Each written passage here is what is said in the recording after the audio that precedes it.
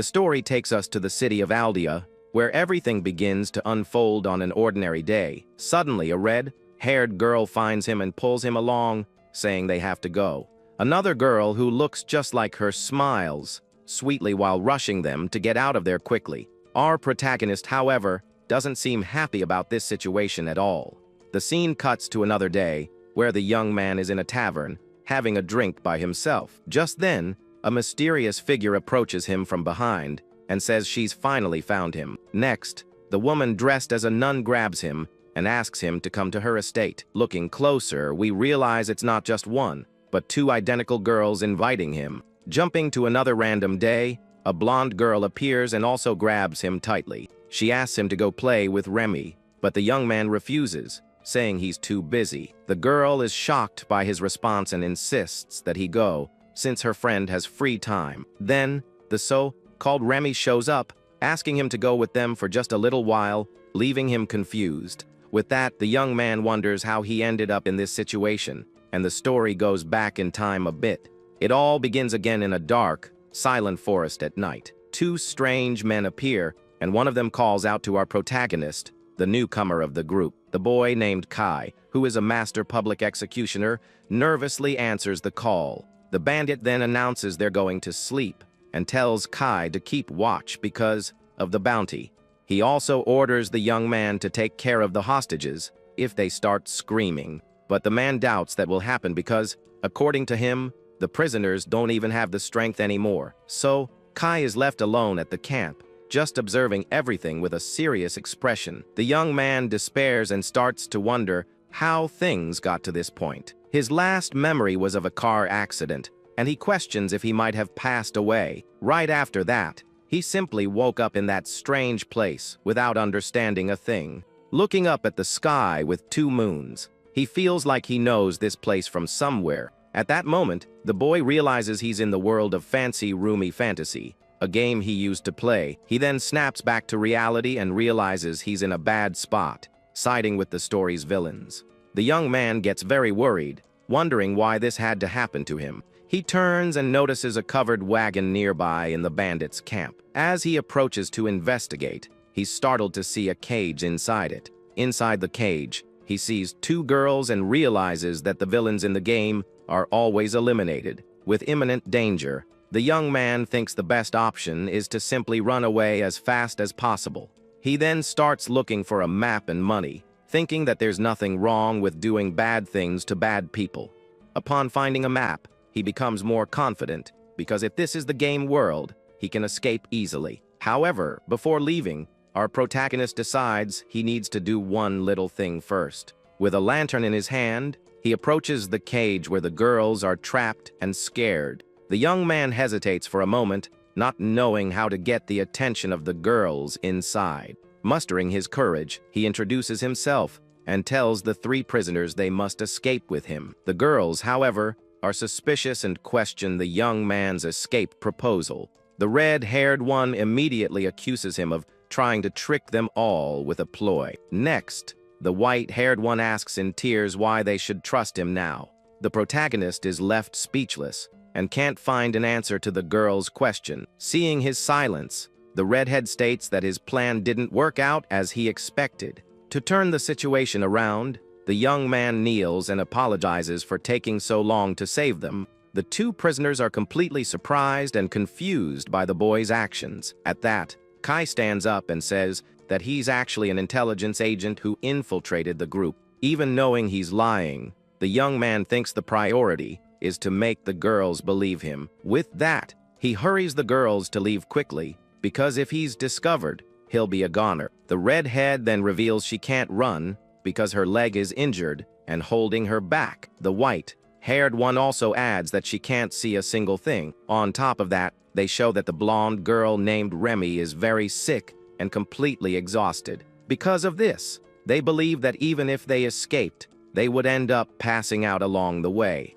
Even so, they thank him for his help, as knowing he's not an enemy is enough for them. Our hero is a little surprised and speechless at the girl's gratitude. At that moment, the blonde girl who was unconscious begins to move slowly. With great difficulty, young Remy reaches out her hand and asks our protagonist for help. Kai is shocked and can't believe what he's seeing happen in front of him. He then clenches his fist tightly and says a firm no to their situation. The young man states that escaping is better than staying, and if they can't walk, he will carry them. The girls are astonished by his determination and ask him what he's saying. Kai assures them he has a map and knows the area, so they don't need to worry about anything. He then extends his hand and tells the other two to hold on to him as well, so they can leave. With that, the group finally begins to flee through the dark forest, with the young man carrying them all. At that moment, the young man realizes his current body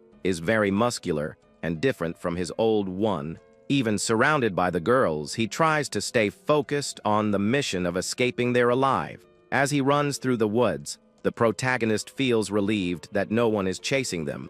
Then he remembers the map he had grabbed earlier before all this confusion began. Looking at the object, he notices the name of the city of Aldea, a name he created in the game himself. The map glows, and the young man realizes that somehow his game data is still there. With this new information, he becomes more confident because he knows exactly where they need to go now. The young man continues to carry the three girls through the dark forest with great difficulty. After a long walk, he finally reaches his destination, a well-hidden treehouse. One of the girls then curiously asks what place they were in now. The young man explains that it's basically a hideout he built himself a while ago. At that, he remembers a stone tablet with strange writings that was nearby. With that in mind, the boy puts the girls down and asks them to wait a moment.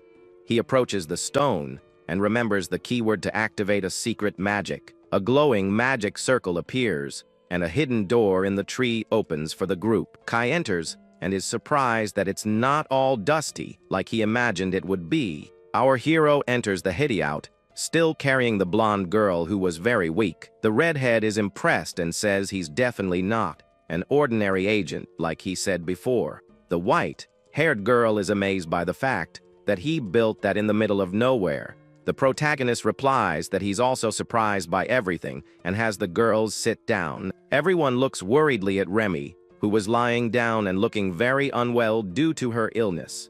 Seeing the situation, the young man remembers that he should have some items stored there. The red-haired girl asks if there's anything they can give her friend to eat. Kai then starts searching in a chest for anything that might be edible for them. Luckily for him, he finds the chest full of potions and armor, just like in the game. He says he found some medicine, but the redhead doubts that anything ordinary will work on her. However, the girl's jaw drops when she sees the purple potion he's holding in his hand. The young man explains that it's not a normal medicine and that it should work without any problems. The still shocked girl comments on the color of that potion, which was very different from normal. Kai internally boasts, saying it looks rare because he played that game to the very end. This potion is super powerful and heals everything instantly, but it was very difficult to make. With that, he hands the vials to the girls, who remain very impressed by everything. He calculates that with 117 potions, money won't be a problem, and he can sell them. The girls wonder who he really is, as a simple agent wouldn't have something so valuable. The young man gets a little embarrassed by the question and looks away, not knowing what to say. He then asks the girl not to ask any more questions for both their sakes at that moment. Finally, the protagonist tells the other two to use the potion as well to recover. He says he doesn't want to have to carry 3 people around anymore, so it was better for them to drink it. The white-haired girl asks if the legendary elixir really exists and if there's one for her too. The young man confirms that there is and hands one of the vials of the purple potion to the white-haired girl. With the item in her hands, she is overjoyed and says she just can't believe it.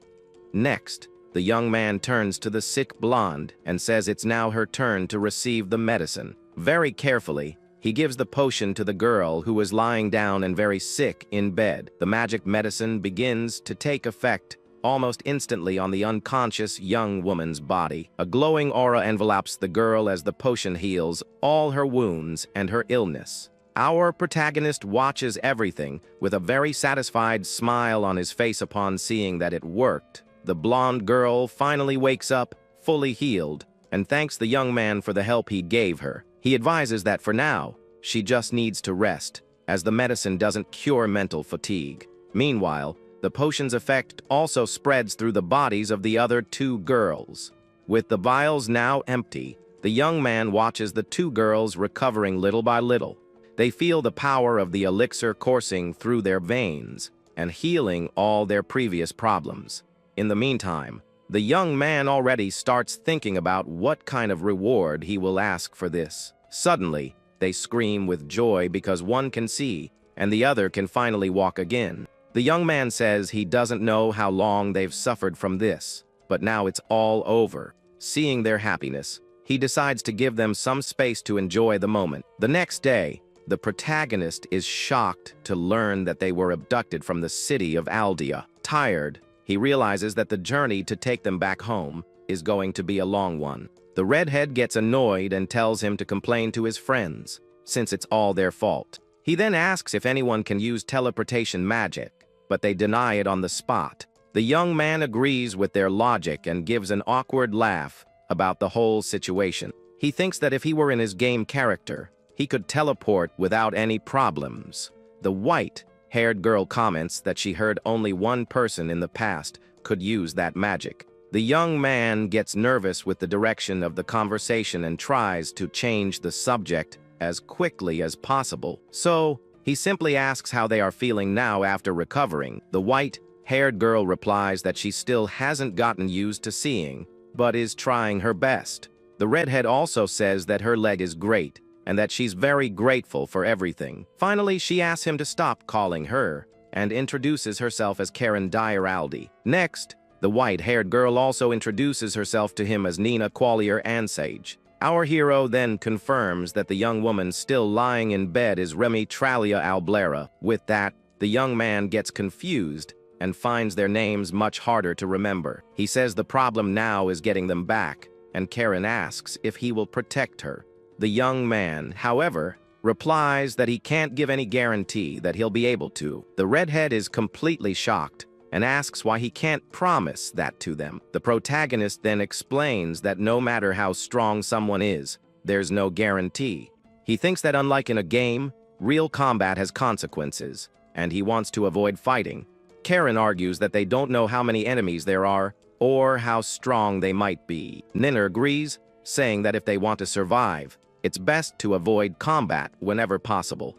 The two realize that they each only have one life, and that if they're taken out, it will be the end of everything. With that, the young man states that he will do everything he can to avoid any kind of direct confrontation. With that, Karen faces him and asks if he has any kind of plan to get them out of there. The protagonist responds with a smile that it's a bit difficult to answer that question, just like that. Faced with his answer, the two girls become extremely irritated with his lack of seriousness. He then begins to explain his theory that the enemies must be watching the city of Waffer. Pointing to the map, he says that since he joined them there, they will assume he has some connection. Therefore, the plan is to go southern and pay for a wagon in a village to throw them off. Karen, however, is worried and says they don't have any money to pay for any of that. The young man reveals that he stole money from the bandits, and that they can use it to buy clothes. Nina then interrupts him and asks why he is going to all this trouble to help them. She reminds him that he used a rare elixir and wasn't even a real agent, as he had said. The young man looks awkward and just nods his head, not knowing what to answer her. He lies, saying that he lives as an agent, but thinks to himself that he's terrible at lying. To get away with it, he says they should thank their parents, because he's just following orders. At that moment, he notices that Remy is awake in bed, watching the entire conversation. The protagonist is startled and asks the blonde girl if she's awake to say something. The young woman replies that she is, and the young man thinks it took her a while to finally wake up. He says they need to refine the plan, and that at night they should wash up in the river to get clean. Nina, however, says that she can use purification magic to do it more easily. The young man tells them to do that, as he will go wash in the river so as not to be a bother. Karen is surprised that he doesn't know how to use that magic and says it would be useful for an agent. He explains that useful magics draw attention, and she says he really isn't an ordinary guy. With that, Nina uses her magic and cleans the other two girls, who are happy with the result. Meanwhile, our hero takes the moment to relax and take a bath in the river. Later, everyone gathers around the map to plan the next steps of their journey. Suddenly, a mysterious figure in a full suit of armor appears in the darkness of the night. This being then guides the three girls out of the hideout to begin their journey back. A week later in the city of Aldea, a guard shouts orders to his subordinates. Our hero, now in the armor, observes the city and notices that it's quite busy. Behind him, the three girls celebrate with relief, having finally returned home. A guard with a scar recognizes them and is very happy to see that they are safe. Karen then thanks the young man and says they only returned safely because of his help. The city guard bows in gratitude and states that they can never thank him enough. He then asks the noble ladies to wait for an escort inside the local guardhouse. With that, Nina turns to the armored hero and asks what he intends to do now. The young man replies that his plan is to simply stay in that city for a little while to rest. The redhead, however, says that's not what she meant and asks about his future plans. She questions if he will report to his superiors, and our protagonist is surprised. Not knowing what to say, he thinks that he has no plan and will have to improvise something. The guards offer a reward, but the young man refuses, saying he doesn't have time for that right now. Exhaustion finally hits him hard, and he thinks he needs to rest his body soon. He then tells the girls to follow the instructions and wait in a separate room for safety. They agree with his caution and thank him once again for all the help he provided. Remy, who had been quiet until now, is also instructed to go with the other two girls. The blonde girl just nods her head and moves on without saying a single word. The protagonist says goodbye to the guard and says he'll leave the rest of the work to him now. The man tries to thank him again, but the young man in armor says there's no need for that. He turns and announces that he's going into the city to take care of some important matters. The guard welcomes him, and our hero thanks him as he walks through the city streets. Right after he walks away, the guards start talking about the girl's mysterious savior. One of them comments on how incredible that guy was, but the leader disagrees, saying he's more than that. The head of the guard states with absolute certainty that the armored young man is actually a monster. He says he tried to use an appraisal skill, but only saw a fake item from a level 3 dungeon. The guard remembers the shock he felt upon discovering the young man was actually level 8. He also thinks about how the young man single-handedly took down a criminal syndicate and rescued them. On top of everything, our hero also ensured their safety before entering the city. With all this information, the guard concludes that he is undoubtedly a war veteran. One of the soldiers comments that he would have loved to see the face under that heavy helmet. Another guard scolds him for not even checking the stranger's identity beforehand. The leader defends his decision, saying they couldn't treat their savior like a criminal. On second thought, the soldier agrees, since he used legendary elixirs like it was nothing. The captain of the guards is shocked and asks in confusion about the so-called legendary elixirs. A soldier explains that he didn't notice, but the three girls' ailments were cured. The guard then reveals that he heard from them that the hero handed over the medicine as if it were nothing. The two soldiers laugh in admiration and comment that what that guy did was simply insane. In light of this, the captain orders that everything about the mysterious hero be reported to their superiors. He shouts for his men to obey the order immediately, and they run off, startled. Next, we are introduced to Karen Dyer-Aldi, the daughter of a very important noble ducal house. Then we see Nina Quolier Ansage, a descendant of the founding lineage of the Holy Church. And finally, we have Remy Traliau Blera, the daughter of the leader of numerous merchant organizations. The narrator explains that the hero was with the Big Three and refused any reward. On top of everything, he is an experienced conqueror with an item from a level 8 dungeon. Finally, we discover that the captain is actually a member of a secret organization of the Empire. The young man observes the city of Aldea and realizes he has finally arrived at the place he was looking for in the real world. With that, he notices that the streets and houses are exactly the same as in the game he used to play in the past. Looking ahead, the young man can see the treasure hunters guild shining from a distance on the horizon, but the hero feels that his body is at its physical limit because of all the effort and weight of this journey. At that moment, the protagonist notices that everyone around is staring at him in a very strange and curious way. The young man then asks if there is a problem, while a resident is scared to death of his intimidating presence. But the young man believes that in the central district, there must be many other people wearing heavy armor like his. With that, he remembers that he equipped these rare items just to slightly increase his fighting power and defense. At that instant, the protagonist decides that the best thing to do is to hurry and find a comfortable inn. Then someone shouts that he looks very cool, and the young man gets a little flustered by this unexpected compliment. But a little girl suddenly hugs him, leaving our hero completely confused about what is happening. The scene cuts to a luxurious mansion, where someone is celebrating the safe return of young Karen to her home. At that, the redhead's father hugs her, crying nonstop for having his dear daughter back safe and sound. But the man can't stop sobbing, and the girl asks him to calm down and stop the drama. The nobleman then notices that her leg has been completely healed because of the legendary elixir the young man gave her. With that, the girl shows that she is fully recovered and that the young man's medicine was indeed very powerful. The man reflects that even with all his influence, he was never able to get his hands on that rare and valuable potion. But the redhead says that the young man handed over the item without hesitation and just asked for payment someday in the future. The father then reads the report and confirms that a supposed secret agent saved the three girls, acting all alone.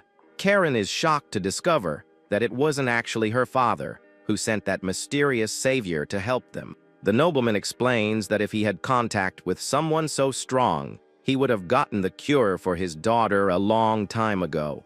At that moment, the girl thinks that the hero lied about being an agent, just to give them hope during the escape.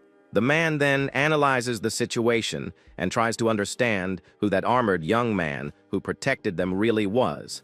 With that, the young redhead remembers the dangerous criminal group that kidnapped her on the way to the city. But her father wonders if the young man's real mission was to capture the bandits or just perform the rescue. The man then decides that they need to send an official letter of thanks to the young warrior's organization. But the nobleman warns that doing so could be dangerous and put the savior's life at great risk. With that, he explains that an agent's identity must be kept secret to prevent him from suffering severe punishment. The girl then asks if her father knows which group the young man belongs to, and the man replies that he does. At that moment, news arrives that the entire criminal gang was captured on the outskirts of that distant small village. With that, the redhead explains that the savior took a much longer route just to ensure their safety during the escape. The girl's father places his hand on the papers and states that the young man's past is exactly what he was already suspecting. At that moment, the nobleman comments on the possibility that the group that captured the criminal gang is the special unit called Verdar. Karen is completely shocked to hear the name of this secret organization and wonders if he's being serious about it. The scene shows the crest of Verdar, which is a very famous elite group known for solving difficult problems throughout the kingdom. With this, we discover that this is an organization under the direct control of the imperial capital, responsible for maintaining public order. Besides being known as the elite, the members of this group are treasure hunters of the highest level. At that, the man thinks that the young man might hold a command position and have authorization to act completely alone on dangerous missions. The Duke seriously warns his daughter never to reveal the young man's real identity, as he only lied to facilitate the rescue. With a worried expression, the red-haired girl affirms that she understands the gravity of the situation and promises to guard this secret with her life. Looking at the city, the nobleman decides that they need to repay this debt by tracking down the hero through his all-black armor. He then tells Karen to call the girl named Lifia so that the two of them together can invite the young man to visit their mansion. Hearing the order, the young woman quickly leaves her father's office to carry out the task she was given at that moment. Alone in the room, The man lets out a heavy sigh as he tries to process all the information he received about the mysterious warrior. At that moment, the Duke hopes that the savior is one of the pillars of the organization so that he won't suffer severe punishment. With that, the three influential families reach the same conclusion that they must find the young man in the city as soon as possible. The next day, in a tavern in Aldia, our hero is enjoying a delicious and very juicy meal. The owner of the place laughs cheerfully and says he is very happy to see the young man enjoying the food from his establishment. Suddenly, the innkeeper asks if he is the same young man who was wearing that heavy black armor the day before. He continues, saying that he was scared at first but realizes the young man is very polite, unlike the other hunters. Curious, the man asks if the young man is from out of town, and the hero replies that he came from a place very far from there. At that instant, the door opens, and a soldier in white armor enters the place, saying he has an important question. The guard asks aloud if anyone has seen a man wearing all black gear visiting that inn. Kai and the tavern owner exchange surprised glances and are left completely speechless by the sudden arrival of that soldier. The two remain silent for a few seconds as the atmosphere in the place becomes very tense and uncomfortable for everyone. Panicking, our protagonist puts his hands together and quietly begs the innkeeper to hide him immediately. The owner of the establishment gets nervous with the unusual request and doesn't know how to act in that complicated situation, but the soldier repeats the question firmly and wants to know right away if the mysterious man in black has passed through that place. With that, the young man continues to beg and says that if anything goes wrong, he will take all the blame for the lie told. The man then takes a deep breath and lies to the guard, saying that unfortunately, no one with that description has shown up there today. The soldier thanks him for his cooperation and leaves the place, slamming the door as silence takes over the empty tavern. With that, the bar owner faces the young man and asks what he really is to be attracting so much attention from everyone. But another person suddenly enters, and a holy nun asks if someone wearing black has come to stay there today. The young man then goes back to begging for secrecy, since that woman belongs to the most important church on the entire continent. The innkeeper sighs and says that unfortunately, no one with that kind of look has been seen around these parts lately. At that, the nun thanks him for his time and leaves the establishment, leaving our hero a little calmer. However, a third person appears at the entrance, and a female guard in armor asks again about the man in black. At this moment, the boy throws himself onto the counter and begs the man, for the love of God, not to tell her the absolute truth. The inn owner lies for the third time and states with absolute certainty that he hasn't seen anyone resembling that individual. The woman then leaves very frustrated and wonders where that mysterious warrior could have fled to in such a hurry. As soon as the door closes, the innkeeper glares at the young man with an unfriendly look and asks what he really did. The protagonist's eyes are spinning from so much pressure, and he can't even think straight with all this total chaos. With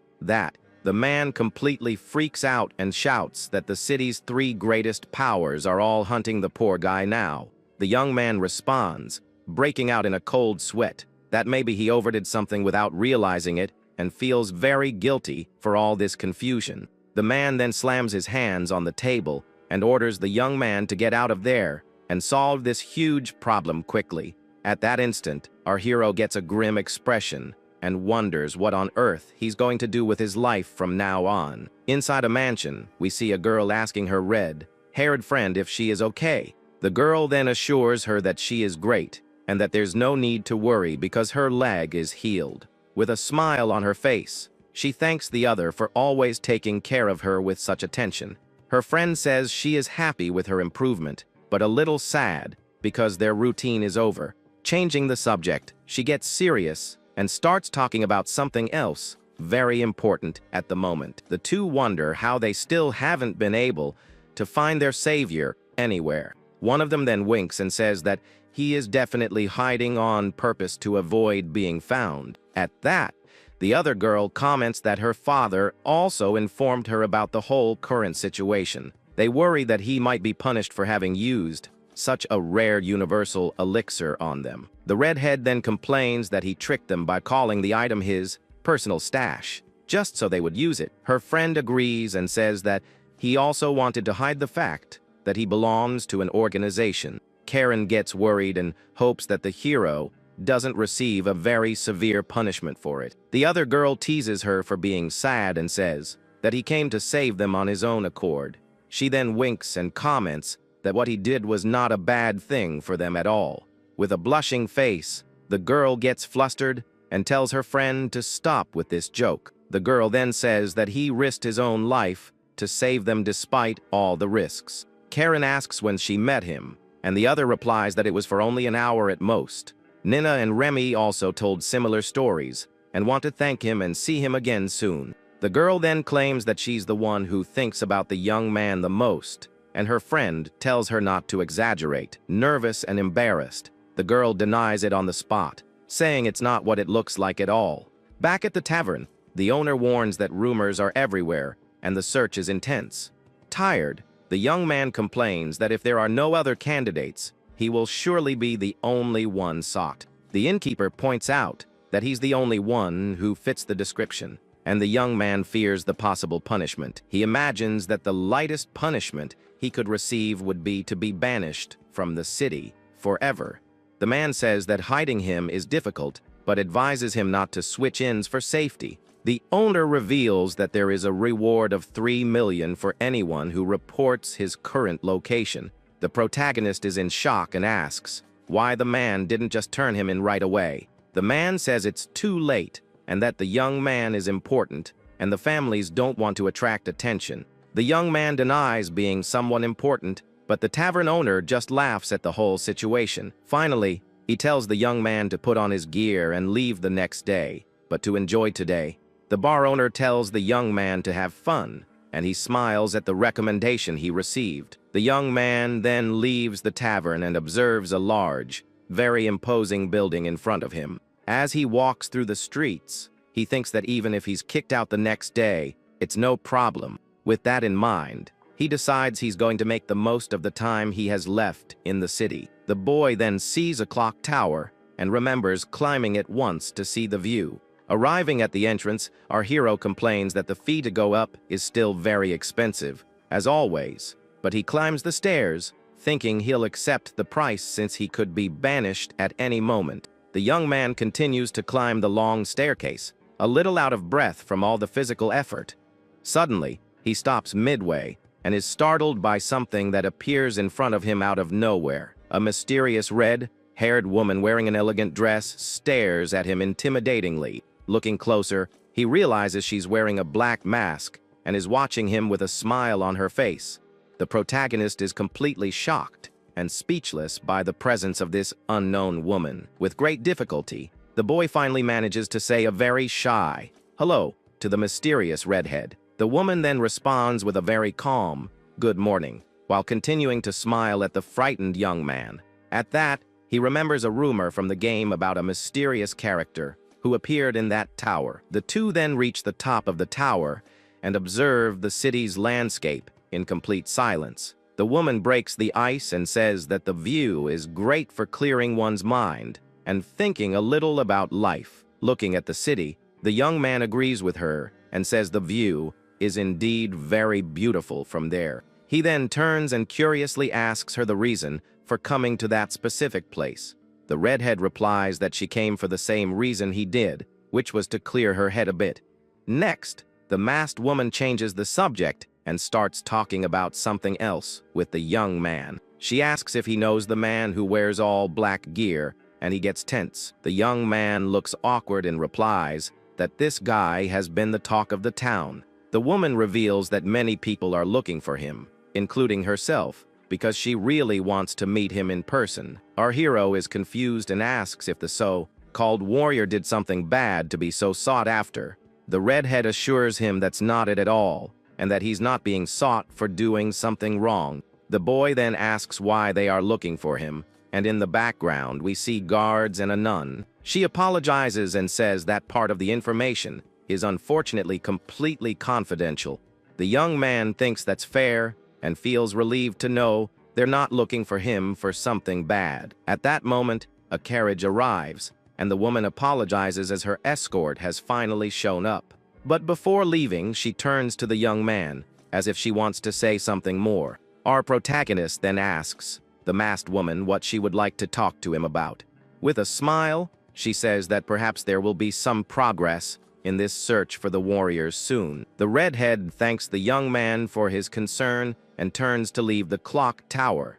As she descends the stairs, the young man stands there, just watching the mysterious woman leave. Alone at the top of the tower, the protagonist wonders who that woman really was. The scene cuts to the night, where a young woman thanks Karen for picking her up at that place. The redhead says of course she would, because by leaving like this, they could finally find that person. The other jokes that it's an afterthought, but Karen assures her it's not and tells her not to tease. With a smile on her face, the long-haired girl apologizes for the joke she made with her friend. She says that wearing the mask is embarrassing, but that she's happy Karen came to get her there. Next, the young woman reveals that earlier she met someone for the first time at the clock tower. The short-haired girl becomes suspicious and asks if he heard any rumors about her friend. The other girl explains that at first, she was on guard, but then she realized it wasn't like that at all. She remembers that he spoke to her in a casual tone, and that it was a precious moment for her. The young woman says she asked about the man in black, but, as expected, she couldn't get any information. Karen is disappointed and comments that according to her father, the young man may have already left the city, but her friend remembers that the gentleman said there might be some kind of development soon. The redhead then asks her to describe what the tourist she met at the clock tower looked like.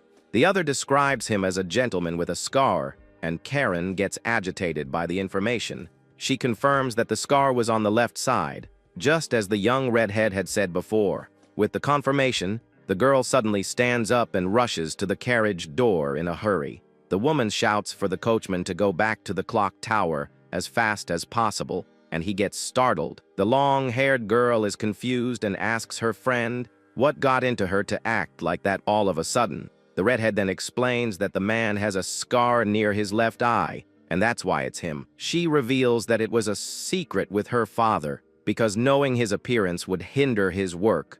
Hearing this, the other girl is speechless, and just watches her friend with a serious expression. At that moment, the carriage stops, and the two girls look out the window, very curious. The redhead runs out of the carriage, and her friend follows her to try to understand the whole situation. With that, the two run back to the clock tower in hopes of finding the young man again.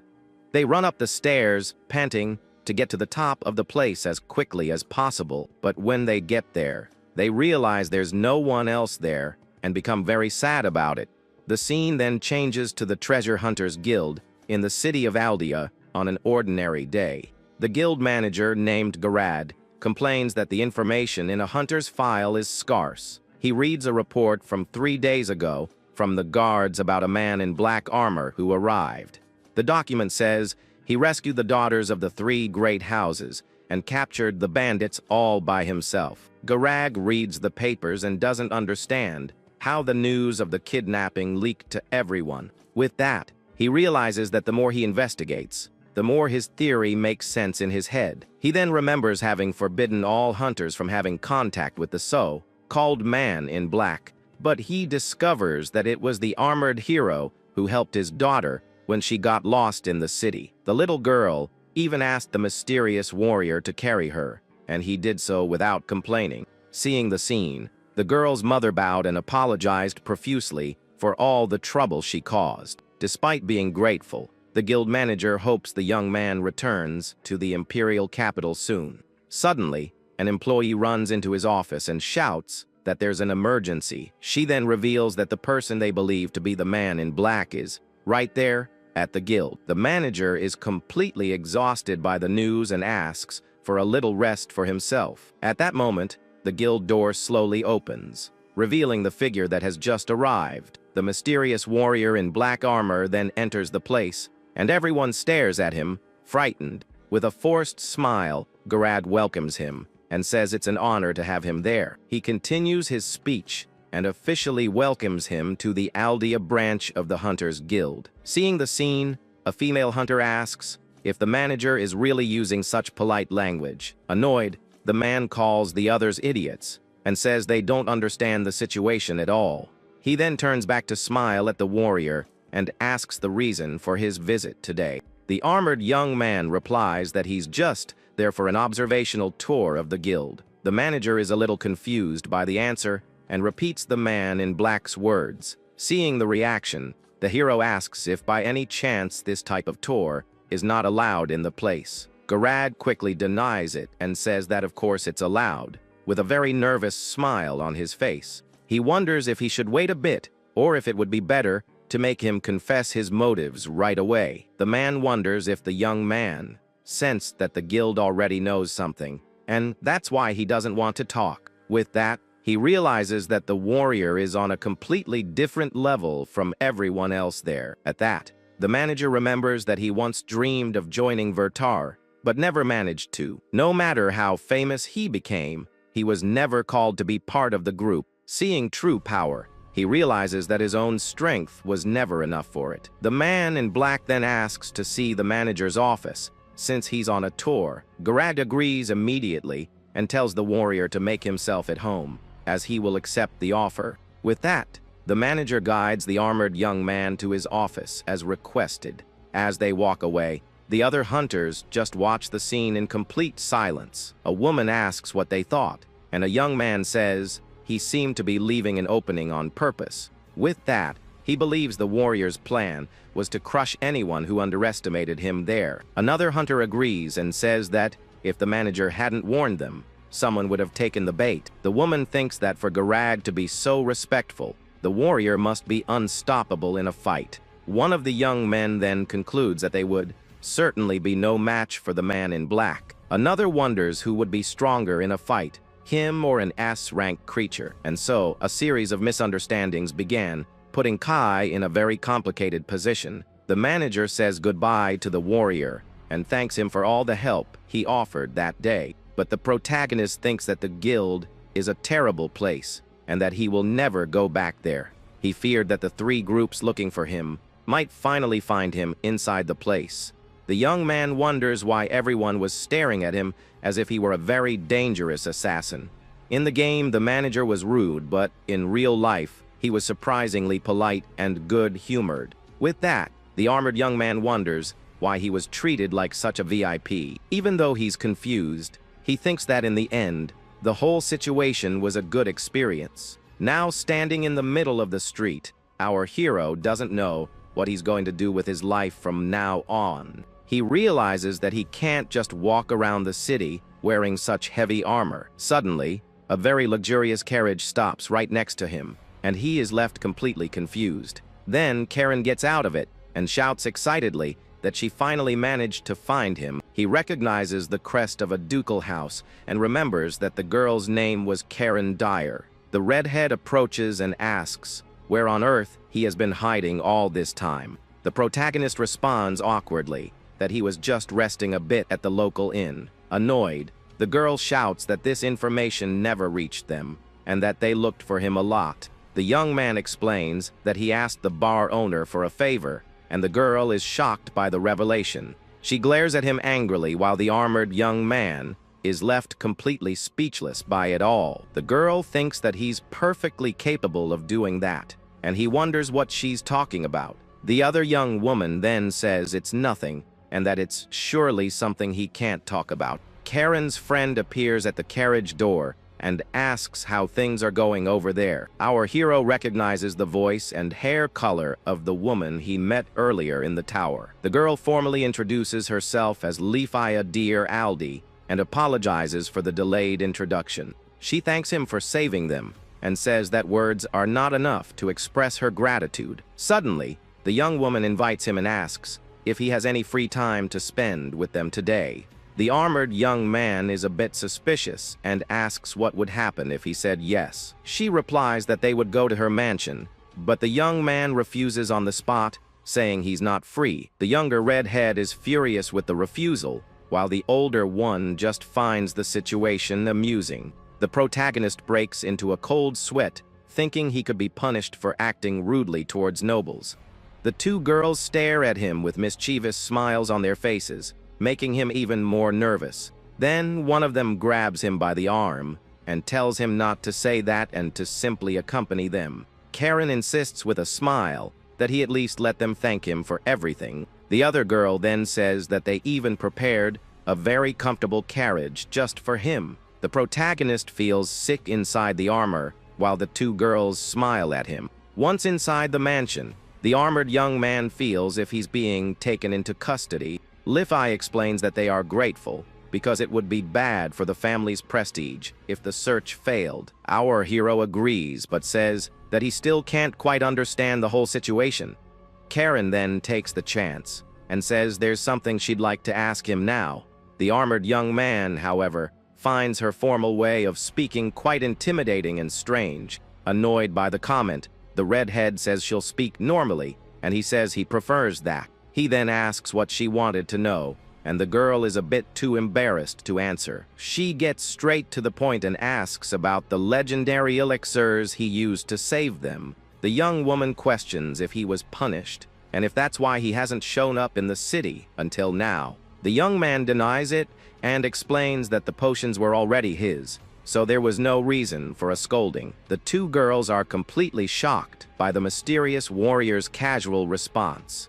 They get worried and ask if he's really okay, and if there's anything they can do to help. Li-Fi then insists and asks him to at least give them a summary of the whole situation. Our hero panics, because he can't keep up with the conversation at all. He's left wondering how he's going to convince the two of them that everything is fine with him now. He then says that if her legs are healed, he's happy, and that she should enjoy it. The young man confidently states that he will solve his own problems, and they are enchanted. The two girls fall silent with blushing faces, not knowing what to say to the young man. Back in the carriage, Li-Fi thanks him again, and he thinks the conversation connected somehow. At that moment, the protagonist says he has just one request to make of the two girls there. They look at him with curiosity and ask what kind of request he would like to make. The armored young man then begins to explain that it's about when he goes to meet their father. He asks them to help him in case he acts rudely and makes the Duke very angry. With that, the young man says he won't need payment for the medicine, and they are in shock. The redhead shouts, asking if that's really the price for such a legendary and valuable elixir. He confirms that he's serious because he fears authority and is just an ordinary person. Our hero thinks to himself that ensuring his own life is the most important thing. The two girls are silent and completely speechless at the young man's proposal. Li-Fi thinks this excuse to hide his position is a bit weak and unconvincing.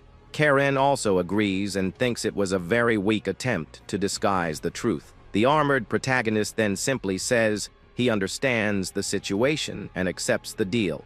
The redhead assures him that her father wouldn't get angry no matter how rudely he acted towards them. Li-Fi also accepts the deal, and our hero is relieved as this helps a lot. Out of curiosity, Karen asks if he's going to keep wearing that armor all the time. The young man thinks to himself that it would be rude not to take off the armor at that moment, but Li-Fi says that she personally would very much like to see the face under that helmet. The younger one is shocked by her sister's boldness and says that's very rude of her. Not quite understanding, our hero is confused by the situation and takes off his helmet. The older woman just smiles, very satisfied with the outcome of that conversation. She thinks he is a sincere person and not arrogant, but that it's hard to read his thoughts. The young woman believes he must be focused on acting as a guard in case something happens. At that, she understands why Karen liked him so much, as he is different from other hunters. She reflects that the more fame and power treasure hunters end up gaining in life, the more they end up being viewed with great envy and greed by all other people. As a result, many of them begin to flaunt their status and presence wherever they go. But this man, even with fame and power, remains completely humble and discreet. He risked his life facing a criminal organization just to save her sister. She feels indebted, but he doesn't take advantage of it, and she wonders how much he is adored by others. Our hero says he's getting nervous, and Karen says that for someone like him, That's pretty lame. He then replies that it's a shame she was saved by a guy as lame as he is. The redhead shouts angrily, saying that's not it at all and that she's not that ungrateful. Lifa finds it funny that someone from Vertar would say they're nervous in front of a simple duke. She thinks he anticipates Karen's need for attention and that the young woman will argue with him. As daughters of a duke, they often have to deal with other important nobles. Because of the age difference between them and the other nobles of that large region of the kingdom, and also because many of them are actually looking for a marriage partner. This ends up creating very uncomfortable and annoying situations for the two young girls. In the past, other nobles never made time for young Karen because of her condition. The older sister thinks that seeing the younger one having fun with the young man makes her very happy. She remembers that Karen really wanted to see the hero up close when she heard he was at the guild. Levi also remembers that he agreed to go in the carriage out of consideration for their father's reputation. Furthermore, he tried to turn down the reward for the legendary elixir that healed Karen's leg. That medicine was so rare it could buy an entire castle and cure any type of illness. With that in mind, the woman wonders if there really is anyone else with a character like his. She then starts thinking of a way to stay involved with the young man somehow. Suddenly, the young woman asks how long he plans to stay in that bustling city. With a smile, she offers to arrange a residence for him if he wants to live there. Our hero replies that the city is nice, but everything will depend on his mood at the moment. The woman understands that he actually means that everything depends on the orders of his superiors. She reflects that just by him acting, it's enough for many lives to be saved. Lifia thinks about her sister's life and wonders if what she is feeling is just selfishness. With a determined look, the girl decides that she will not let this opportunity simply slip away. At that moment, the scene cuts to the arrival of the carriage at a very large and luxurious mansion. The armored young man opens the door and prepares to get out and finally meet their parents. All the servants and guards are lined up at the entrance to welcome the visitor. The protagonist is completely shocked and doesn't understand what on earth is happening there. Lifia explains with a smile that this is their way of showing respect for his deeds. He asks if they are serious and says there's no need to go that far. The woman assures him that it was an unanimous decision and that there is no problem with that reception. With a smile, she warns that if anyone complains, they will deal with it appropriately. The armored young man tenses up and just nods his head, not knowing what to say to them. He feels that if he refuses, they will apply a horrible punishment, so he accepts the situation. The head housekeeper and the captain of the guard approach and thank him for coming. They bow to him and sincerely thank him for making that long journey. The housekeeper then announces that her masters are waiting in another room and that she will guide him. The two girls say goodbye and wish him a good time with their parents inside. He asks what they are going to do, and the young women say they will wait outside for him. Karen then explains that they will separate from him for now, so as not to interrupt the conversation. With that, the older girl announces that they will be in the next room in case something suddenly happens. She also guarantees that if they are needed, the response will be immediate and without any delay. But the protagonist thinks it would have been better if the two had stayed there with him. Suddenly, the captain of the guard gets startled and replies with a hi as. A little nervous about the situation, the warrior then hands his sword to the guard and asks him to hold the item for a while. The captain is shocked by the young man's action and asks if he's sure he wants to do that. At that, the redhead appears and asks why he is handing over his very important weapon to them. The hero explains that it's normal not to let just anyone enter armed and that they are right to be vigilant. Furthermore, he claims to be stronger with his bare hands, and the guard's jaw drops at the revelation. The two sisters and the housekeeper are astonished by the confidence of the mysterious, masked warrior. With that, the guard accepts and promises that he will take care of the weapon with the utmost care in the entire world. Our hero thinks to himself that this is actually no joke to him. In a flashback, he remembers trying to use a sword, but his body wouldn't move with precision. It was easy to imagine being defeated before attacking, so he preferred to fight with his own hands. So, handing over his weapon wasn't a problem, but he still felt a little tense about everything. He reflects that meeting someone with real power is scary, and that there's no way to escape it. With everything settled, the housekeeper guides him down the corridor of the large and luxurious ducal mansion. The warrior walks towards the door, hoping that everything goes well with the noble man. The sword is a supreme, grade masterpiece called the Black Blade Dillahand. It never chips or scratches, but its only drawback is that its luck status is variable. The hero tells the guard that if he's interested, he can hold it later under supervision. As the young man walks away, the two girls and the guard just watch him in silence from the outside. The door closes, and our protagonist finally goes to meet the mysterious Duke of the mansion.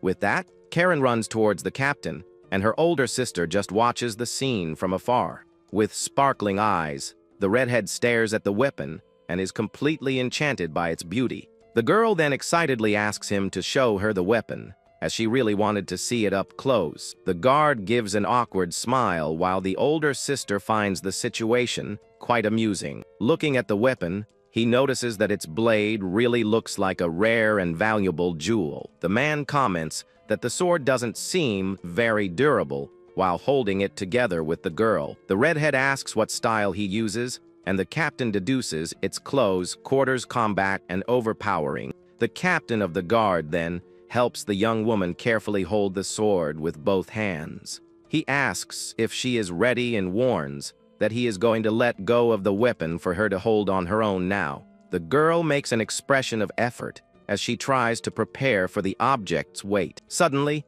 the redhead screams that the sword is too heavy, and the other two are left with their jaws dropped. The young woman can't bear the weight and ends up dropping the weapon, which falls towards the ground. The sword then crashes down and hits the stone floor of the grand mansion's courtyard hard. Karen manages to catch the weapon in time, but it had already embedded itself slightly into the floor stones.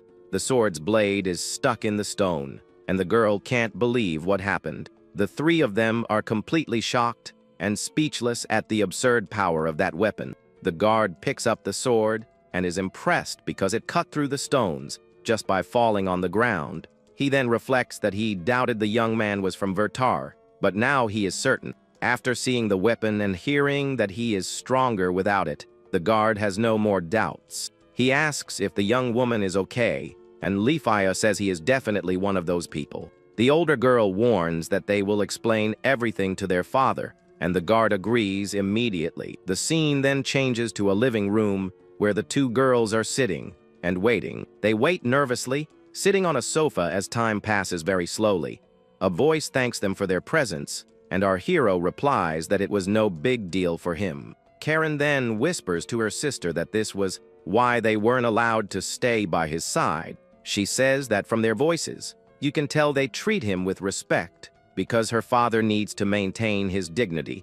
With that, the older girl sighs and seems a little worried about what's happening. The redhead feels terrible because her parents had to bow to her savior in the room. At that, the older one looks at her sister with a very worried expression on her face. She bites her lip, thinking about what might be happening with her parents in the other room. The older one then asks if the other really has time to be lamenting right now. She then reminds the younger one that she just broke the stones of the mansion's courtyard. The girl is embarrassed as she remembers the mess she caused with the hero's sword. With that, the young woman starts to cry and wonders if she's causing trouble for everyone. The girl then defends herself and shouts that she didn't even use any strength to hold the sword. She gets angry and wonders what kind of absurd cutting power that weapon had. The older sister lets out a tired sigh at the whole situation and the younger one's drama. The redhead sulks and thinks she can't make up for the problem she caused now. The older one remembers what the warrior told her, to do everything she couldn't and enjoy it. With a smile, she says her sister doesn't have time to be sulking because of this. The younger one blushes and has a determined expression after those words. The older one says the hero tried to hide it, but she noticed something important about him. She is sure that he healed her sister's lead, knowing that the emperor could get angry That's why they need to thank him properly and grant any wish he may have in the future. The redhead wonders why he doesn't accept any kind of reward for his deeds. The older one suggests that maybe for him, it was just the obvious thing to do. The fact that he refuses the reward proves that he is not a civilian, and the redhead agrees. A reward from a duke is tempting, with titles, land, and a lot of money involved. The reward also includes the introduction of potential wives for marriage, but the woman says that after what happened at the tower, she really wants to see his face again. The young woman gets embarrassed and says it would be bad if she were the only one who couldn't see him. Karen accuses her sister of being into him and says if she's not careful, she'll monopolize him. She says that if her sister confesses her feelings, she might reveal what his face with the scar looks like. The two sisters stare at each other intensely, and an air of rivalry arises between them. With that, the two cross their arms, and an awkward silence fills the room. The older one blushes and says she doesn't want to monopolize him. She's just interested in the young man. The redhead says that's all the more reason to make sure her sister doesn't see him at all. The older one is flustered by the taunt and complains angrily to her younger sister. Meanwhile, our hero is sitting in a room with the Duke and his wife, talking. The Duke and his wife break into a cold sweat and wonder why all of this was happening to them. The noble stares at the warrior and just watches the man do one unexpected thing after another. The Duke wonders why the warrior is being so considerate to all of them. He feels they owe the young man a lot, but the hero acts humbly all the time. The noble thinks there's no reason for so much caution, as the young man doesn't try to take advantage of them. He knows the young man could demand anything for his deeds, but he doesn't. The noble couple knows they can't refuse any request the warrior might make. Because of his ties to the emperor, the man in armor holds a position superior to theirs. However, the Duke can't read his expression and thinks he has very strong support. If his goal were to hide, accepting the reward would be the best way to avoid attention. With that, the Duke and his wife begin to wonder if they are being tested by the warrior. The nobleman has never liked someone so much at a first meeting, but can't read him at all. At the same time, the young man is the most unsettling, because the Duke can't fully understand him. He feels that the warrior is silently asking how a Duke deals with people like him. The atmosphere becomes tense as the man in armor stares at him in complete silence in the room. Letting him leave with nothing could tarnish the family name and generate bad rumors about them. The nobleman realizes that not everyone accepts rewards, and that this points out his carelessness. He remembers that the hero used an elixir to save her, and warned him not to have any openings. The Duke thinks that the young man not only saved her, but also filled the void in their hearts. But the couple cannot lament, and is happy to have had the chance to meet him. The nobleman says he feels ashamed, but the whole situation also touches upon their family's honor. The warrior then replies that he understands and that he will leave it to them as long as it's reasonable. The Duchess smiles and assures him that it is actually a great honor for the family. With the positive response, the Duke lets out a sigh of relief for having managed to convince him. The nobleman then raises 3 fingers and says he would like to thank him with 3 things. He offers the use of one of his villas, a sum of money, and the family's support. The couple bows and humbly asks our hero to accept the generous offer. The nobleman was sure this was the right answer, as the villa would be a base for Vertar. For them, it was a way to create ties with someone under the emperor's command. With a faint blush on his helmet, the protagonist says he will gladly accept the offer. The Duke is relieved and thinks it seems they managed to give him the correct answer. He then asks if the young man has time today for his daughters to show him the villa. The young man thanks them and says that would be a great help, so he'll leave it to them. The Duke then asks his wife to escort him to the room where their daughters are waiting. With that, the Duchess calls him and asks him accompany her to the other room of the mansion. The warrior gets up and follows the woman while the nobleman is left alone, drinking his tea. Alone in the room, the man lets out a long sigh of relief that everything went well. He then reflects that his daughter Karen was truly saved by an incredible and noble man. In another room, our hero thinks that the whole conversation was very stressful, The redhead comments that he doesn't seem to like the idea of receiving rewards very much. But the protagonist says it's because he's obviously wearing this heavy armor. The older girl smiles and tells him to make himself at home, as the house is also his now. Karen then questions why he couldn't fake his happiness a little better. The young woman argues that there's no way someone wouldn't be happy with a reward from her father. He then reveals that he is very happy because he was practically penniless. But the young man says that on second thought, receiving such an insane reward is frightening. Our hero thinks that if he were alone, he'd be punching the air with so much happiness. The older girl then calls him and says she knows it might be a bit untimely. She asks if he is sure the reward is enough, and if he wants to ask for more. The young man is confused because he doesn't understand the support part, but he knows he got a house and money. With that, he replies that it was something decided between adults, and that she doesn't need to worry. The protagonist then asks if they are okay with him receiving one of their villas. The two assure him they have no attachment to anything outside the main estate and have several houses. Karen, however, comments that it's not ideal for him to live alone, as it will be difficult and scary. Lifia describes that the garden is smaller, but the villa's building is almost the same size as the mansion. Our hero is shocked and asks if the villa isn't a house for just one person to live in. With that, he thinks that this is exactly why nobles are so scary and powerful.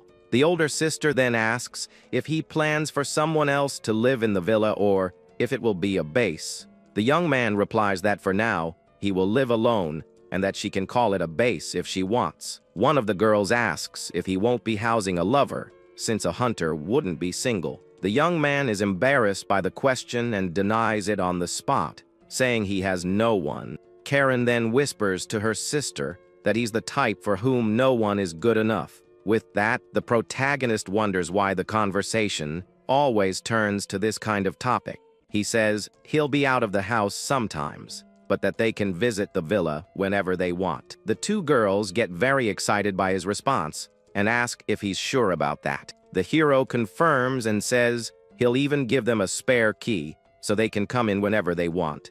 He thinks that such a large villa still gives him plenty of private space and that he doesn't want ghosts. Excited, Karen says that in that case, they will definitely bother him a lot from now on. The young woman say they can go right now, and the young man agrees to go see the villa with them. They arrive at a huge mansion that now belongs to our hero as part of his reward. Inside, the house is even more luxurious, with fancy furniture and very elegant decor. The kitchen is gigantic and fully equipped with everything he could possibly need for cooking. Even the dining room looks like a fancy restaurant, with a very large table for everyone. With a smile, the older girl says that everything there is a gift, and for him not to worry. The warrior is shocked and wonders if he can really accept such a luxurious house. The redhead calls him humble in an odd way, since he calls her by her first name so casually. Then the protagonist enters another room that seems to be a library full of books. With that, Karen asks him to sit down and make himself at home, as the place is now all his. Sitting down, the young man thinks she's being nice because of the girl's newly healed leg. The girl, however, assures him that she's not tired at all and that he doesn't need to worry. The hero says kids shouldn't overdo it, and the redhead shouts that she's not a kid. He continues, saying he didn't heal her just so she could push herself again, and she gets irritated. At this, the warrior panics because a rumor about him and the duke's daughter would be terrible. The older sister just watches the scene with a smile, finding their interaction amusing. Then, he teases her, telling her to sit on his hard armor since she doesn't want the couch. The young man even jokes that anyone would say the couch is better, and the redhead finally gives in. With a flushed face, she says she'll sit on his lap, and the hero agrees with a smile. But the protagonist is shocked and speechless when he realizes what the girl just said.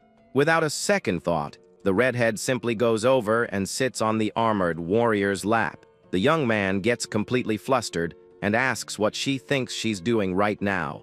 The girl gets nervous too and says she was just kidding and that it would be uncomfortable. At that moment, the older sister stands up and leaves the room, leaving the two of them alone. From a distance, Lifia says the redhead is lucky and the young girl replies that she's not happy with the situation. The older one smiles and says she didn't ask if she was happy, and the other gets very annoyed.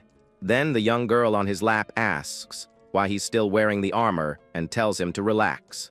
Our hero thinks about the possibility, but a problem comes to his mind at that instant. He remembers meeting Lifia in the tower, and that showing his face would be very awkward now. With focused eyes, he decides he needs to change the subject as quickly as he can. The young man raises his metal hand, ready to put his new plan into action immediately. To change the subject, the guy simply places his hand on the girl's head and gives it a pat. With her face all red, the young girl shouts for him not to treat her like a little kid. Then he tells her to go to the couch because if not, her behind would start to hurt soon. The older sister comes back and asks why not, while the redhead keeps refusing the idea. At this, the hero comments that it's amazing the Duke trusted them to show him the new house. He says that normally a man would do it, since his past is not at all clear to them.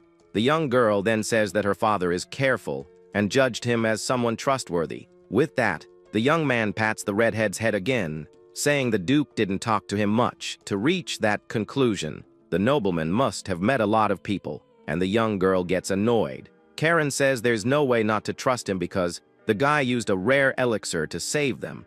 With that, the older sister invites him to dinner, but he turns down the invitation right away. Lifia smiles and says he really seems to have a very busy life, full of things to do. The redhead then asks him to let her know when he's leaving town, but the young man denies the request. She is shocked and asks why, but he thinks that meeting the Duke again scares him. With the negative response, the two girls are a bit surprised and don't know what to say. Lifia then tells her sister that there's nothing that can be done about his decision.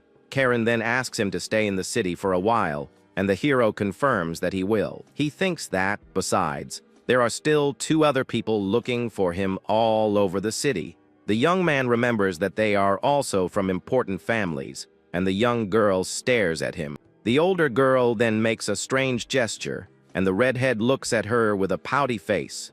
The girl on his lap is completely confused and doesn't understand anything that's happening. The warrior asks what that was, and the older sister says it was absolutely nothing. Karen then rats out her sister, saying she wanted him to lift his armor's visor. Our hero just lets out in whole, not really understanding the reason for all that commotion. Embarrassed, Lifia says he's cheeky, and the scene shows that the redhead was punished later. The two sisters start arguing, and the older one tells the other to get off the warrior's lap. Then the long-haired girl simply takes hold of our protagonist's metal hand. Annoyed, the redhead accuses her sister of being jealous and says she should just admit it already. Lifia gets embarrassed, and the young man thinks that she doesn't seem to be truly jealous.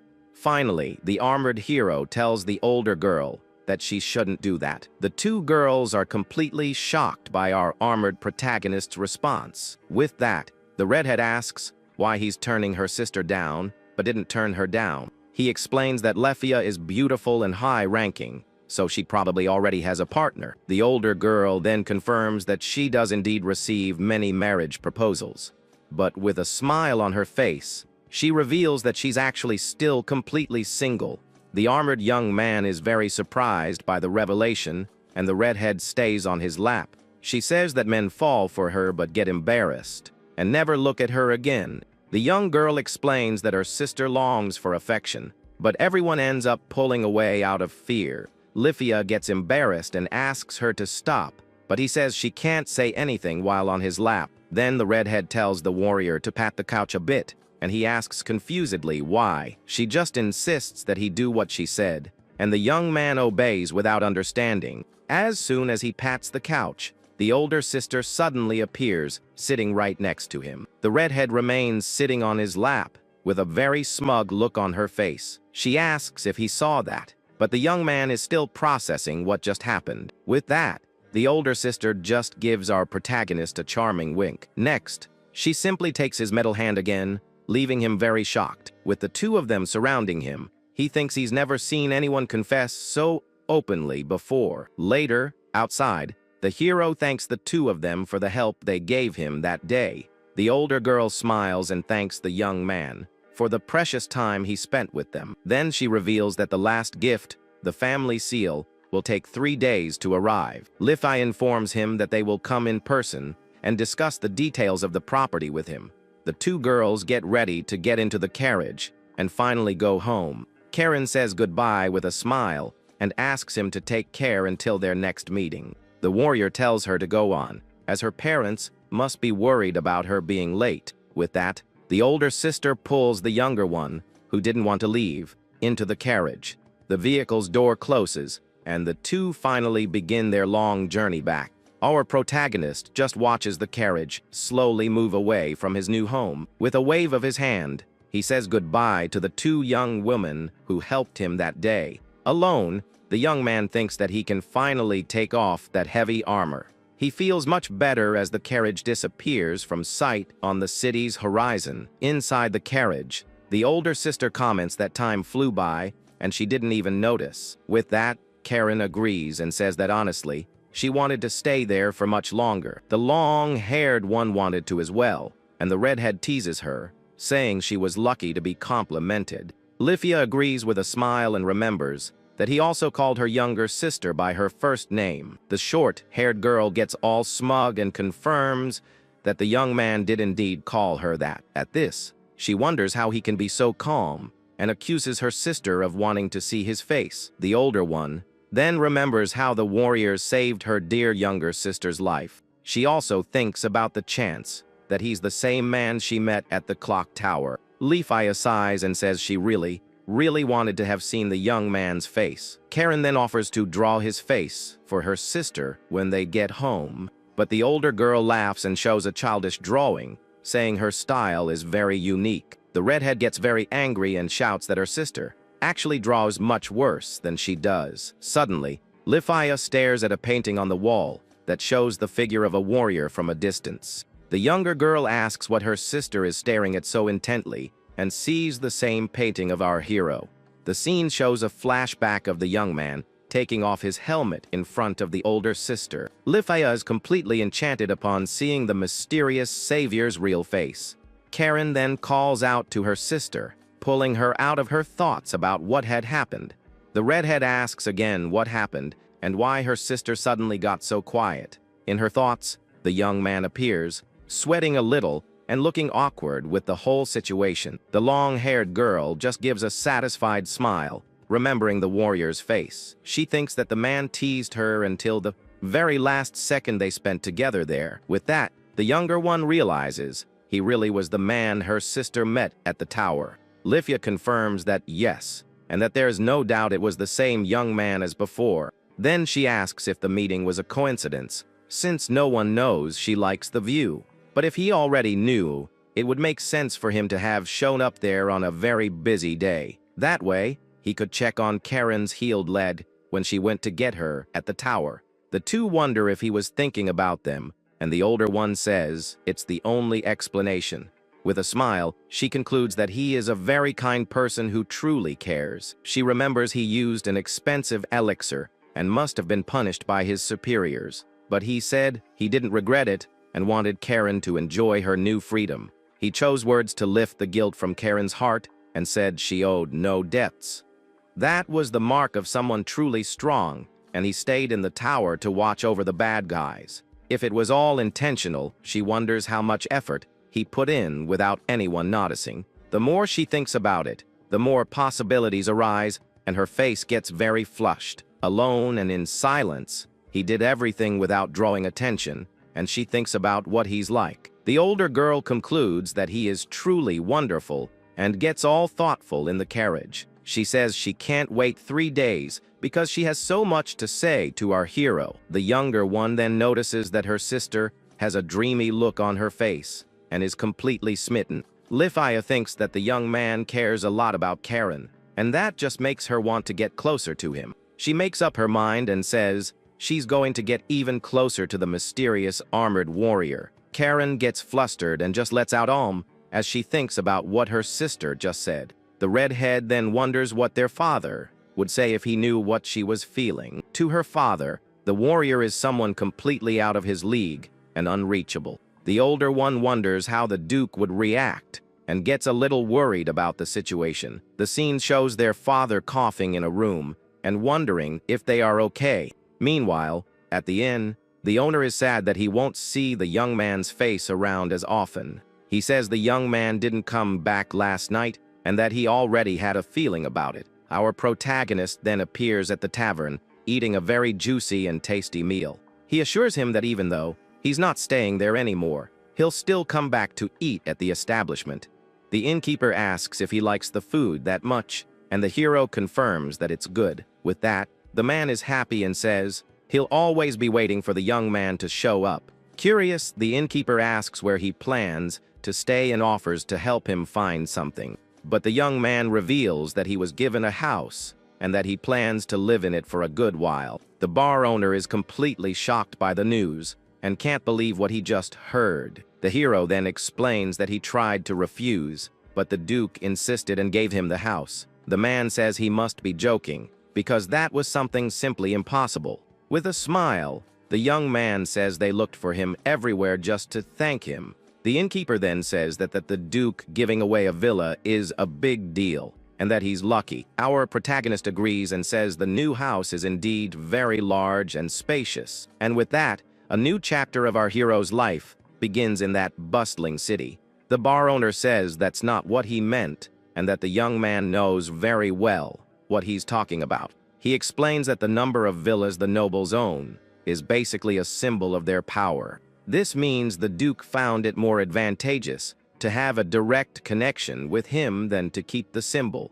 Our hero is speechless, just processing the information he just received from the man. With that, the innkeeper gives him a serious look and asks who the heck he really is to cause all this. The young man says he's just a normal guy, but the man denies it right away and doesn't believe a word. Changing the subject, the young man hands over a bag of money and thanks him for all the help he received. The tavern owner takes the bag and asks what it is, as it seems to have a lot of money inside. Kai confirms that it's money and says the man hid him and helped him with his advice. The man gets scared and refuses, saying he doesn't want money because, honestly, it scares him. The young man says there's nothing scary about it, but the man retorts that it's the scary guys who say that. Then the bar owner says that if he says the money is from a scary guy, the situation doesn't get any better. He says he's stingy by nature, but feels bad for getting him involved in something so crazy and dangerous. The man from the bar explains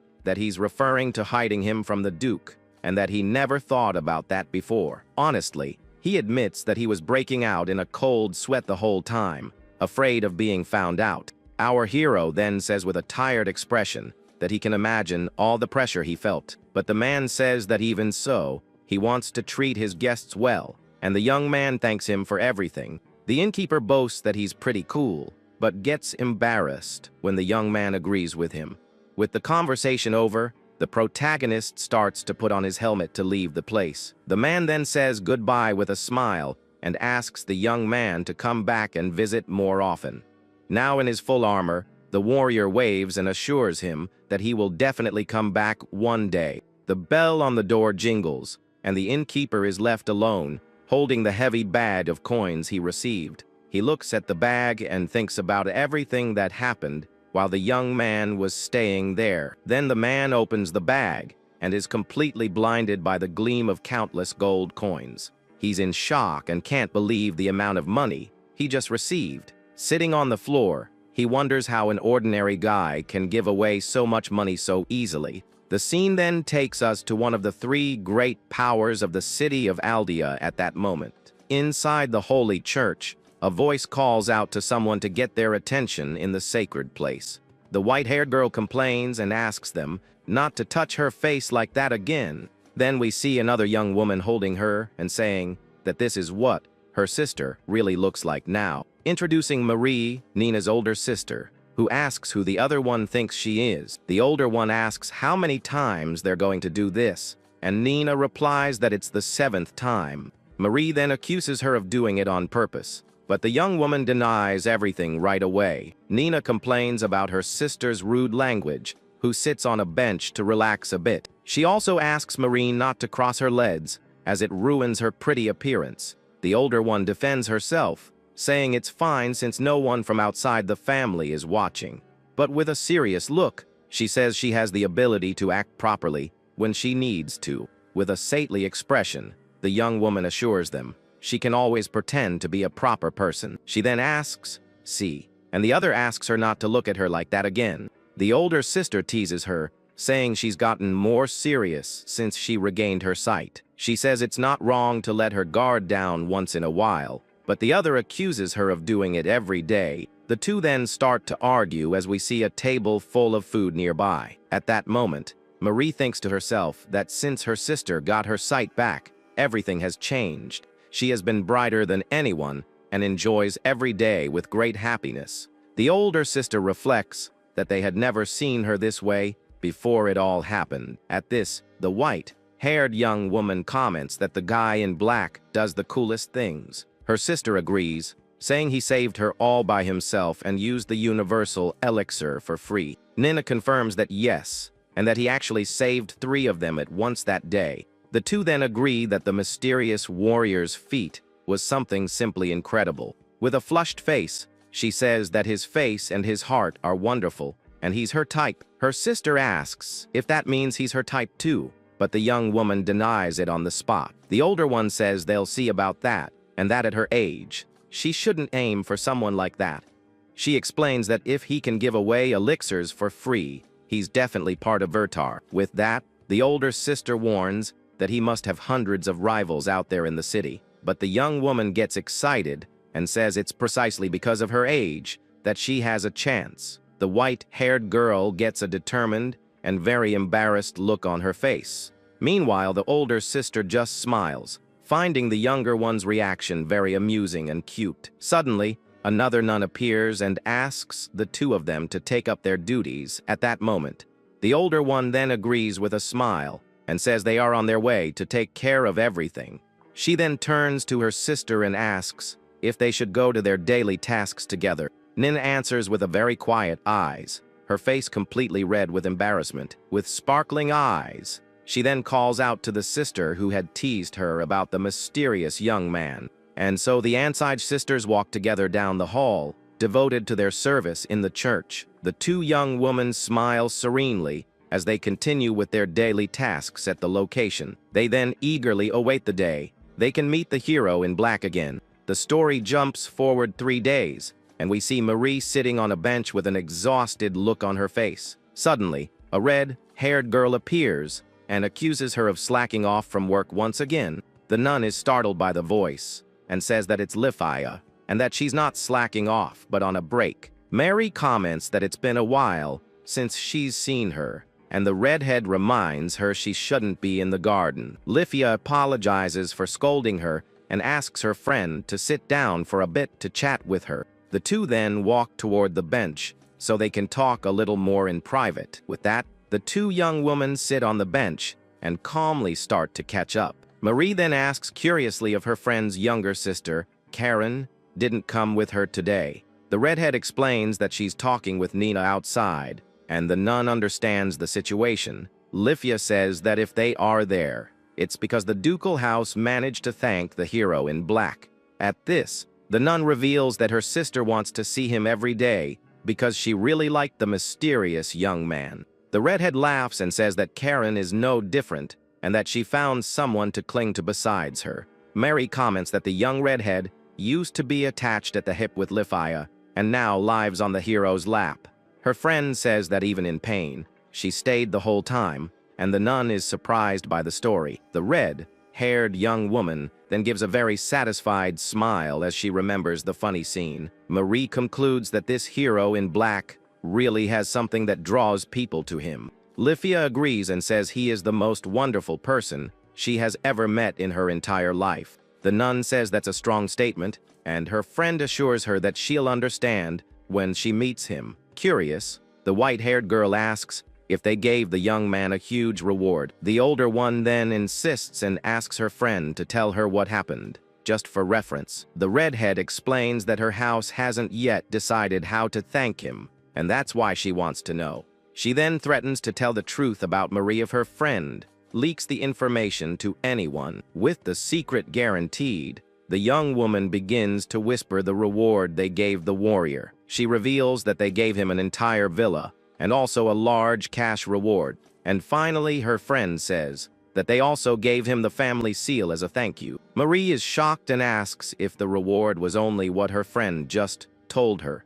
She argues that he saved Karen's life with a universal elixir, and that this isn't enough. Embarrassed, Leafia says she feels the same way, but that there was nothing she could do about it. The nun, however, doubts her friend and states that there was surely something they could have done. The redhead then explains that the hero not only didn't ask for a reward, but also didn't accept what they offered. The white-haired young woman says that's an exaggeration and that a person like that doesn't exist in the world. Faced with her friend's disbelief, the red-haired young woman just looks at her with a serious expression. The redhead then repeats that he is the most wonderful person she has ever met in her entire life. She reveals that her father said the same thing, and that he can't compare himself to the mysterious warrior. With that, her friend says that her father is thinking of countermeasures for their next meeting. The nun realizes that if the duke doesn't prepare himself, he can't even talk to the young man. The redhead says that whenever they talk about the hero, her father stops smiling, and that something about him got to him. The white-haired young woman concludes that if he can make the duke feel that way, he's a monster. With a sad smile, Marie says that both of them had their sisters saved by someone unbelievable. Her friend agrees and says that only someone like him, who surpasses nobles, could have saved them. Then the nun asks her friend if she thinks the hero in black is really from Verdar. The redhead replies that she has orders from her father to never do anything that would make him an enemy. The white-haired young woman understands that if he is from Verdar, it complicates their reward. She argues that he has more power, and that even without knowing how the organization works, he gets everything. But her friend reveals that when they talked, he seemed happier with the money than with the seal. The nun is shocked by the revelation and says that none of that makes any sense to her. The narration explains that money is something you can get just by working hard for it. But no matter how hard you work, you can't get the seal of a ducal house just like that. Marie then thinks that if he's from Verdar and has the emperor's support, it's not strange for him to want money. The redhead, however, believes he was happy because the money would help him help more people. Hearing her friend's explanation, the white-haired young woman is completely shocked again. Leafia reflects that someone with money problems wouldn't be able to afford his weapons and armor. Then the redhead changes the subject and says she's sure the hero in black is her friend's type. The nun gets embarrassed and asks where she got that idea, and that Nina said the same thing. With a smile on her face, her friend comments that her younger sister is very smart and observant. Marie retorts that her friend has no room to talk, as she also radiates an "I-like him" vibe. With a smile, she threatens to tell the hero in black that Leafia has a huge crush on him. Elsewhere, Nina says she's finally going to meet him, and that they panicked because they couldn't find him. Karen agrees and says that even with his flashy armor, they didn't see him anywhere. With that, the white-haired young woman reveals that she thought he had gotten in trouble for the elixir.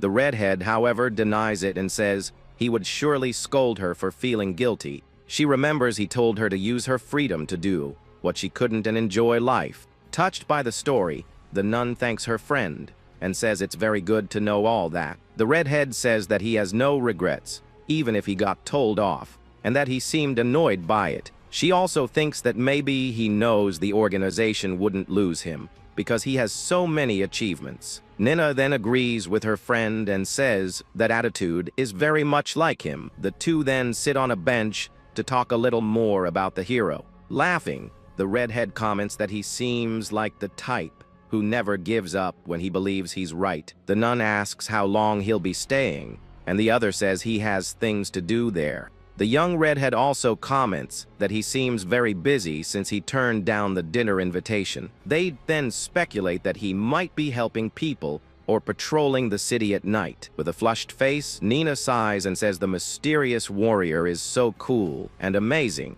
Seeing her smitten friend, Karen says she's going to tell her something cool since she's so into him. She then reveals that he usually has lunch at an inn called LD. and likes simple food. The white-haired young woman repeats the information to herself, thinking about lunchtime at LD. Suddenly, the nun stands up, and her friend asks if she's planning to go there right now. Embarrassed, Nina says of course not, as they haven't even properly thanked him for everything. The young woman remains embarrassed while the redhead stares at her, not understanding. Karen then asks with a serious face if her friend isn't going to leave her behind on this mission. The scene then takes us to our hero walking calmly through the city streets. With that, he arrives at a bar and opens the door to enter the local establishment. Inside, Nina asks the bar owner what time that gentleman usually shows up. The bar owner looks awkward, and the hero right behind them is confused by the whole situation. The nun insists and asks the man to reveal the information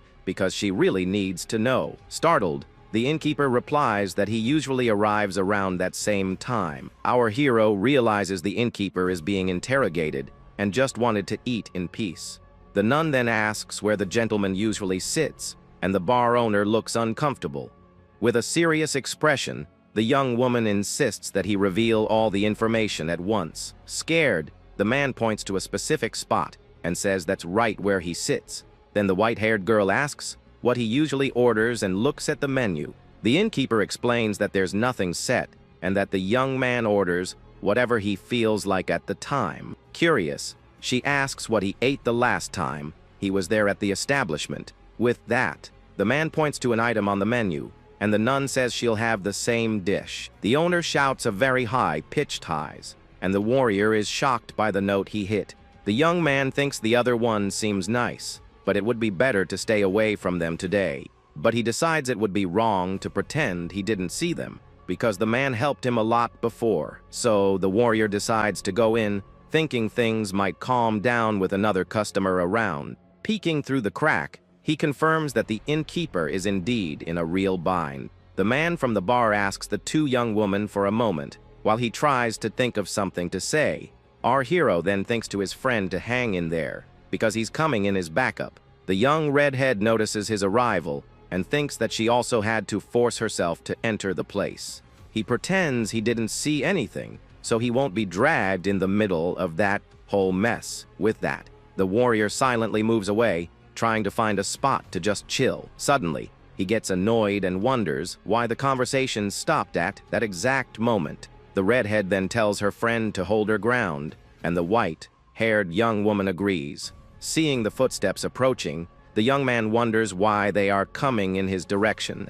Our hero then turns to the counter and says he came to help the bar owner. With a smile, the man thanks him and promises to pay him back with some really good food later. He asks the nun what she'll have. The warrior is confused by the scene as the innkeeper runs off in the background. With a gentle smile, the young woman faces our protagonist, who is left speechless by it. The scene then focuses on a small detail of the girl's clothing, a golden crucifix. Next, we see the star-shaped pendant she wears on her delicate neck. With a sweet look and a flushed face, she asks if the mysterious warrior remembers her. He then recognizes her as Nina, and says he's happy to see she seems to be doing very well. With a flushed face, she says she's also very happy to see him in good health. Hiding, the bar owner asks the hero to take it easy, since he's the one who asked him to keep it a secret. The man then apologizes profusely, saying he totally crossed the line. Desperate, the innkeeper tells him not to worry, and thanks him for his great patience. The warrior comments that she looks different, and that from the back, he didn't recognize her in those clothes.